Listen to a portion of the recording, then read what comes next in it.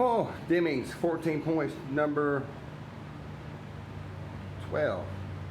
On number 12. I was going to do 12 and 13 together just to get it passed a little quicker. But this one's pretty important. And the next one's really important. So I just wanted to hit them individually. And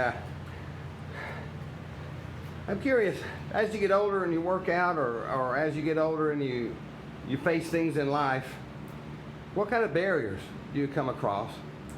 And with those barriers, do you achieve and succeed above and beyond those barriers the first time you try it or the second time you try? I don't think so. I don't think so. So Deming talks about removing the obstacles and the barriers to your team's success. And he even goes as far as to say to get rid of yearly evaluations. Now I have to think about that one.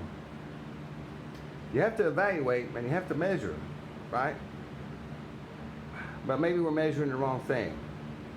And yearly evaluations, not the best thing.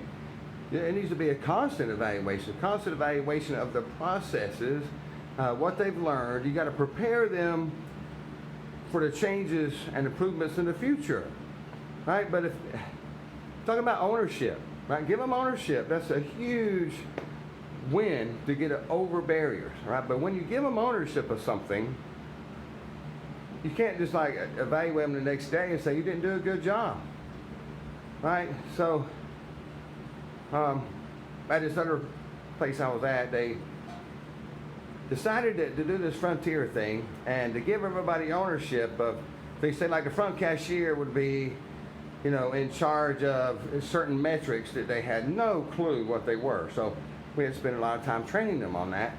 And so the big boss would come in and they would look at some numbers and go, who's in charge of that? I go, well, the front cashier is. They're really excited about it. They wanted to take ownership. They wanted to learn something. They wanted to grow. He goes, yeah, but it's not doing good. Are you going to write them up? What are you going to do about it?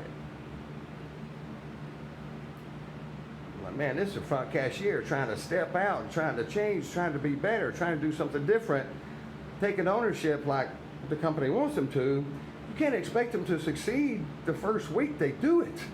You can't expect anybody to succeed that quickly, especially if you don't spend time with them, training them, right? Like here in just a minute, I'm about to do pull-ups with this weight attached to my waist. Now I hadn't done this in a while, so the first time I do it, I may not get 10 reps, I may not get 12 reps. I'll be lucky to get 2.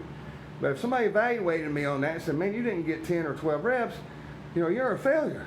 You need to find something else to do. Well, no, because we got to constantly change, got to constantly push ourselves, constantly push our teams to improve, especially their behaviors, right? And if their boss's behaviors or if your behaviors are diminishing what your team's doing, then you're going to fail miserably, and you're just going to constantly turn over people. Get them ready for change. Make them ready to adapt, but give them permission to grow. Give them time to grow and flourish. Because remember, not only you were born of greatness for greatness, but so were they. Right? So, y'all enjoy your day. Go get your OODA life on.